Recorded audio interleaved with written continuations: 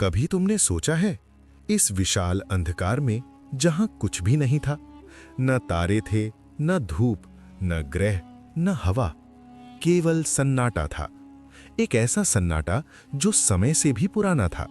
लेकिन तभी उस गहरी खामोशी के बीच एक चिंगारी उठी, एक हल्की सी कंपन, और फिर ब्रह्मांड की सबसे पहली धड़कन। यही वो क्षण था जिसने जन्म दिया सृष्टि को। यही वो पल था जिसने पैदा की पृथ्वी, एक ऐसी मां जिनके गर्भ में आने वाली थी पूरी मानवता। जब पृथ्वी बनी, वो एक जलती हुई आग का गोला थी, गर्म, हिंसक, पिघला हुआ, मानो ब्रह्मांड ने अपनी पूरी ऊर्जा उसमें भर दी हो। उसकी सतह पर लावा था, उसके आसमान में धुआं, और उसके भीतर एक चुपचाप चल रही क्रांति। कई करोड़ वर्षों बाद धीरे धीरे उसका तापमान गिरने लगा। लावा पत्थर बना, पत्थर पहाड़ बने, पहाड़ों ने धरती को आकार दिया, और तभी पहली बार एक बूंद गिरी, पानी की एक बूंद। बस वही एक बूंद किसी जादू की तरह फैलती गई। बादल बने, बारिश हुई, समुद्र पैदा हुए, और पृथ्वी तैयार हुई जीवन को जन्म देने के लिए। भाग 2, जीवन का जागना। कहते हैं सबसे पहले एक छोटी सी कोशिका जन्मी, इतनी छोटी कि आंखों से दिखाई भी ना दे, लेकिन उसी में छिपा था भविष्य का हर इंसान, हर जीव, हर पौधा, हर जीवन की कहानी। पृथ्वी ने उस छोटी सी चिंगारी को अपनी गर्म गोद में संभाला, उसके चारों ओर वातावरण बनाया, ऑक्सीजन दिया, सुरक्षा दी, और वो कोशिका बढ़ती गई। धीरे धीरे जीवन फैलता गया, समुद्रों में, जंगलों में, पहाड़ों पर। डायनासोर आए और मिट गए, नए जीव आए और बदलते चले गए। पृथ्वी हर परिवर्तन को देखती रही। वो कभी नाराज नहीं हुई, कभी थकी नहीं, कभी टूटी नहीं, क्योंकि वो माँ थी, और माँ का कर्तव्य है पालना करना। लेकिन फिर समय ने एक नया मोड़ लिया। पृथ्वी ने पहली बार एक अलग जीव देखा, जिसका शरीर कमजोर था पर दिमाग तेज। उसका नाम था मानव। भाग 3, मनुष्य का आगमन और अहंकार। शुरुआत में इंसान छोटा था। वो जंगलों में रहता था, मिट्टी को देवता मानता, आसमान को पिता कहता, नदियों को माँ समझकर पूजता। पृथ्वी मुस्कुराई। उसने सोचा, शायद यही वो बालक है जो मेरी गोद में शांति लाएगा। परंतु समय बीतता गया, और जैसे जैसे मनुष्य ने समझना सीखा, वो पृथ्वी की सीमाओं को भूलने लगा। वो जंगल काटने लगा, नदियां मोड़ने लगा, पहाड़ तोड़ने लगा, और धीरे धीरे वो खुद को पृथ्वी से भी बड़ा समझने लगा। जहां कभी प्रकृति और मनुष्य एक थे, वो संबंध टूटने लगा। पृथ्वी चुप रही, वो देखती रही, क्योंकि माँ अक्सर तब तक चुप रहती है जब तक उसके बच्चों का विनाश उसके सामने न खड़ा हो जाए। भाग 4, पृथ्वी का दर्द। समुद्र गर्म होने लगे, हिमालय के ग्लेशियर पिघलने लगे, गर्मी सर्दी सब बदलने लगा, जंगलों में आग भड़कने लगी। और फिर पहली बार पृथ्वी ने कराह कर कहा, मैं घायल हूं। उसकी चट्टानों में दरारें थीं, उसकी नदियां सूख रही थीं, उसकी हवा भारी होती जा रही थी। लेकिन इंसान नहीं रुका।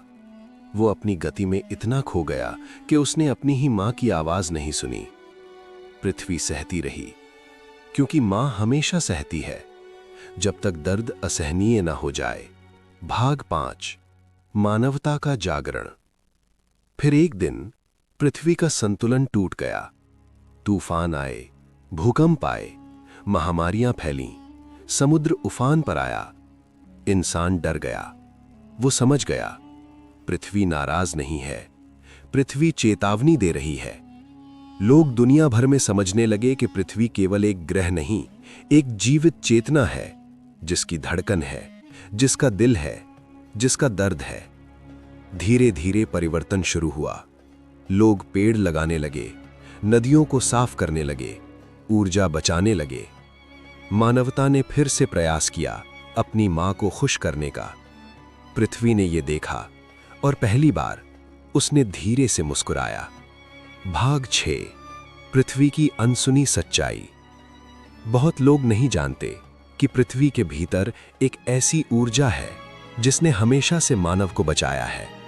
वो ऊर्जा धरती की धड़कन है, जिसे वैज्ञानिक शूमैन रेजोनेंस कहते हैं।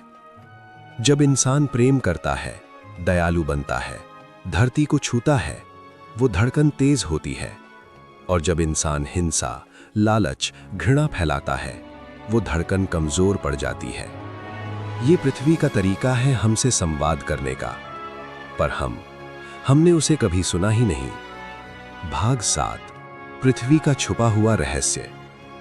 कहते हैं कि पर्वतों में देवताओं का वास है, क्योंकि वहीं पृथ्वी की ऊर्जा सबसे शुद्ध होती है। नदियां केवल पानी नहीं बहाती, वो भावनाएं बहाती हैं। समुद्र केवल लहरें नहीं हैं, वो पृथ्वी की सांसें हैं। रात का आकाश पृथ्वी की आंखें, और मिट्टी पृथ्वी का शरीर है। इसलिए जो मिट्टी को ठेस पहुंचाता है, वो मां के शरीर को ठेस पहुंचाता है। ये वो रहस्य है जिसे हमारे ऋषियों ने जाना, पर आधुनिक मनुष्य भूल गया। भाग 8, भविष्य की चेतावनी। पृथ्वी कहती है, मेरी शक्ति अनंत है, पर मेरी सहनशीलता नहीं।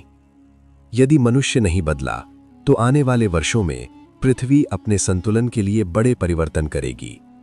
तूफान तेज होंगे, गर्मी बढ़ेगी, समुद्र उठेंगे, महाद्वीप बदलेंगे, क्योंकि पृथ्वी को भी अपना जीवन बचाना है। पर यदि मनुष्य जाग गया, तो पृथ्वी फिर से हरियाली, जीवन और शांति का घर बन जाएगी। भाग 9, मां का अंतिम संदेश। अंत में पृथ्वी एक ही बात कहती है, तुम सोचते हो कि तुम पृथ्वी पर रहते हो, पर असल में तुम मेरे भीतर रहते हो। मेरी हवा तुम्हारी सांस है, मेरा जल तुम्हारा खून है, मेरी मिट्टी तुम्हारा शरीर है, और मेरी ही गर्मी तुम्हारी धड़कन। मैं तुम्हारी मां हूं, और मां कभी नहीं बदली जा सकती। समापन। मानवता का वादा। अब इंसान के पास 2 रास्ते हैं, या तो विनाश का या पुनर्जन्म का। यदि वो पृथ्वी से प्रेम करेगा, तो पृथ्वी उसे स्वर्ग देगी, और यदि वो पृथ्वी को नजरअंदाज करेगा, तो पृथ्वी उसे उसकी असलियत दिखा देगी। हम सबको तय करना है कि हम क्या बनना चाहते हैं, पृथ्वी के विनाशक या पृथ्वी के रक्षक।